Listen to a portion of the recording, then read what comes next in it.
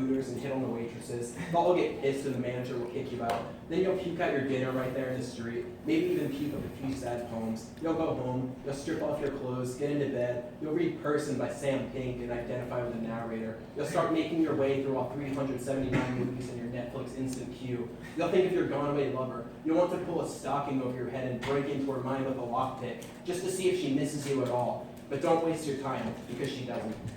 She doesn't miss you. But don't waste your time rotting. Take the lockpick and smash up your bathroom mirror. Take the plunger to your shit-clogged mind. Listen to the song of your alcohol as you puke it into the toilet with another sad poem.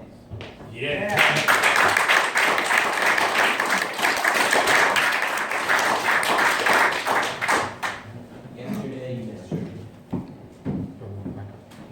Yesterday you missed her, less than 2 minutes after she walked out of your life and out of that door, shutting you out of her heart.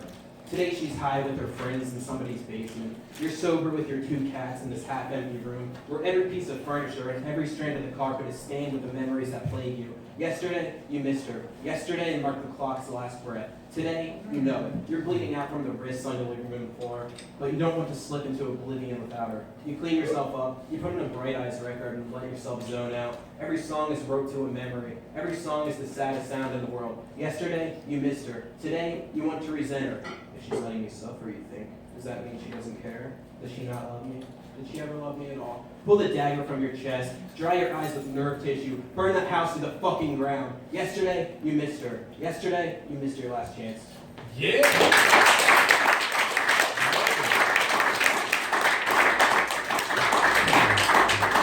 I'm gonna do one more tonight. It's called Lobster. I got a call back from the temp agency this morning. They said they could offer me about 2 weeks of work in total. $8 an hour for cleaning picture frames at some dirty factory. So I'm supposed to come in and fill out some paperwork today. I'm supposed to take a drug test. I'm supposed to wear khakis. I get in my car and start making the 50-minute drive over to Branchburg, wondering if I'll run out of gas, wondering if I have enough nickels in my cup holder to stop for a gas station burrito. I try to remember what it feels like, that worry-free feeling of seeing a comma in my bank balance. I try to remember 5-star hotels, compulsive shopping, the taste of lobster. If I work hard enough at this job, breathe in enough dust, throw up my bag at least once a week, maybe they'll keep me around for longer than 2 weeks. Maybe they'll keep me forever.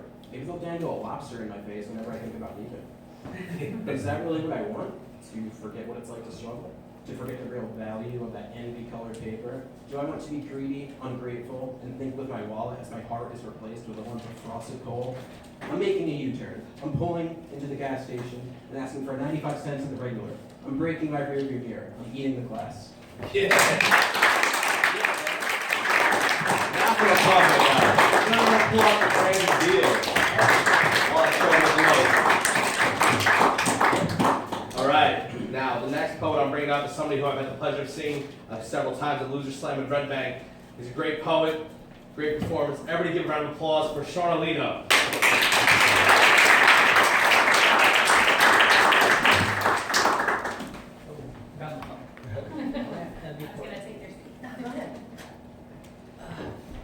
Hi. What's up, Sean?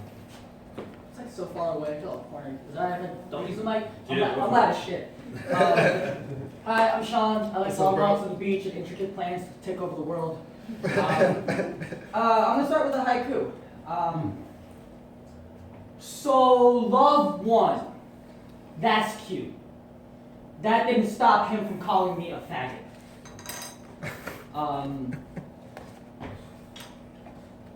Alright, I'm just going to this one.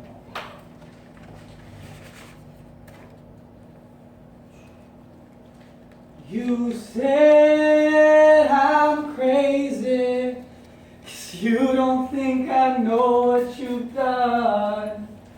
But when you call me baby, I know I'm not the only one.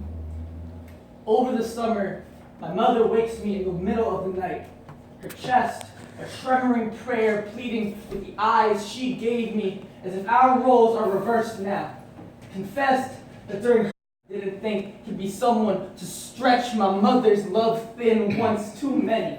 Once I dated a boy with a finger-painted smile.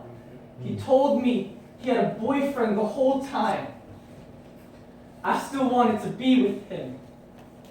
This is the closest I've felt to my mother since that conversation. This is the first time I recognize a trait that didn't come from my own blood. So I have to wonder, whose flaws did I inherit? Because it's been 2 months now. I still see him regularly. His boyfriend still doesn't know about this. It's been 22 years since that affair. It'll still haunt my mother regularly. My father still doesn't know about this.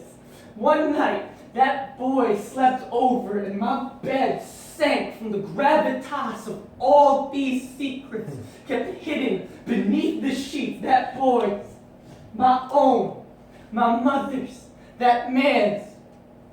That man to this day still believes I'm his son.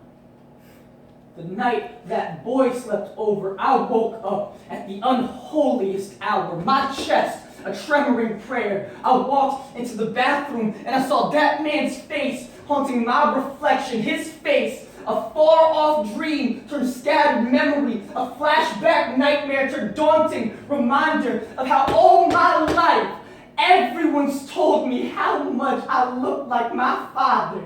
To lie in bed with this boy is a bloodline curse, is how I curl up in that boy's embrace like it was my mother's womb, is why I'm too careful with every sidewalk crack I step on these days, is why my mother and I love like scavengers. Every prayer we've ever had has been an apology for the memories of us. I am crippled hands learning to hold for the first time.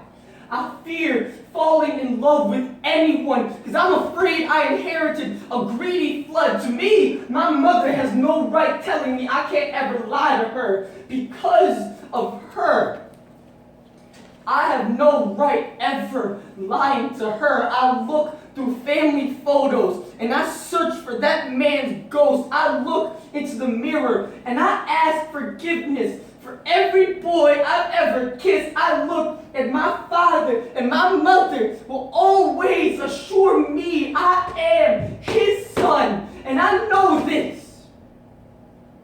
What I know is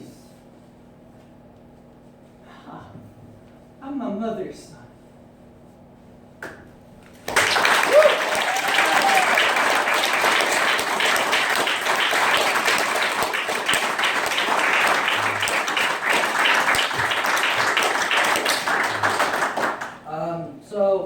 I identify as queer and as a person of color at the same time. Being a light-skinned Filipino, there's weird dynamics like colorism.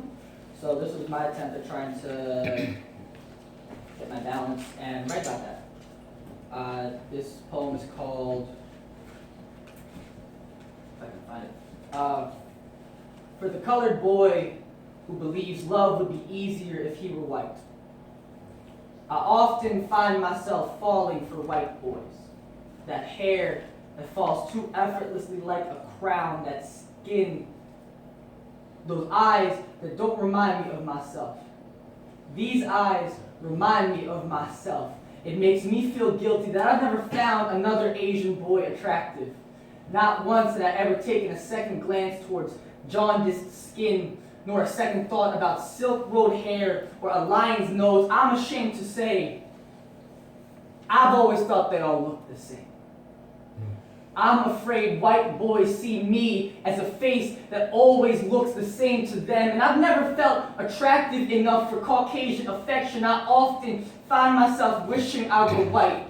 Would often look in the mirror and wonder if this skin were just a little more peach, were just a little less lemon, maybe the sight of myself would be easier to swallow. My mother tells me if we still lived in the Philippines, I'd be considered and look like the blackboard, but it's hard to find celebrity in myself when the silver screen projects no images of anyone who's ever looked like me. And I've tried dyeing my hair brighter with 4 shades of sun kisses, tried ingesting suburbia like a dry pill, still choking on the self-racist jokes halfway lodged down my throat, making a demolition of my self-worth every time I pass a Hollister, American Eagle, Abercrombie and Fitch poster, knowing I could never remodel myself into these role models I never picked for myself. When I was 4 years old, I would coat my arms in glue, reveled as it dried a new layer of skin, then peeled with the satisfaction of removing a part of me from me. I guess that's why I go after a pastiness that I never saw in myself. The last time I laid in bed with a white boy, the moonlight illuminating his skin the way the glue never could with mine, I remember not feeling worthy holding this ivory in my arms. How I wanted to be made more of alabaster stone instead of sand. I should have been surprised when he left me for another boy, one that blends better with the clouds, and his daydreams got me wondering, months after, am I too brown to be palatable? Or am I not brown enough to be considered exotic? Is this terracotta pot not porcelain enough to be held precious like life weren't inside? Like, if I were to break, would there be no value to what I once was before? But before I go, I want to be baptized in milk so I can resurrect with hair, not silk, eyes, not ink, and not a cancer.